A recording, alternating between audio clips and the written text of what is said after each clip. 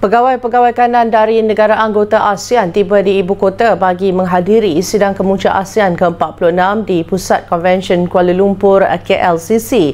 Antara yang tiba hari ini ialah pegawai-pegawai kanan ASEAN, Duta Timur Leste ke ASEAN, pegawai kanan negara-negara Majlis Kerjasama Teluk GCC, pegawai kanan China, wakil tetap ke ASEAN, Timbalan Setiausaha Agung Komuniti Politik Keselamatan ASEAN serta delegasi berprofil tinggi yang lain.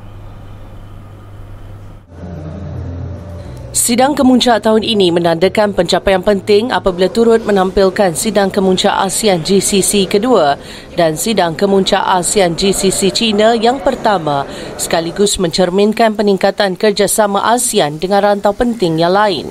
Mesyuarat Pegawai Kanan ASEAN SOM dijadualkan esok diikuti mesyuarat peringkat menteri pada 25 Mei, manakala mesyuarat ketua-ketua kerajaan pula akan bermula pada 26 Mei.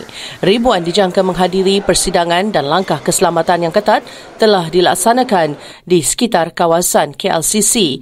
Makan malam gala khas yang dihoskan Perdana Menteri Datuk Seri Anwar Ibrahim dan Majlis Santapan Diraja di Istana Negara akan turut diadakan sempena sidang kemuncak itu bagi meraihkan delegasi.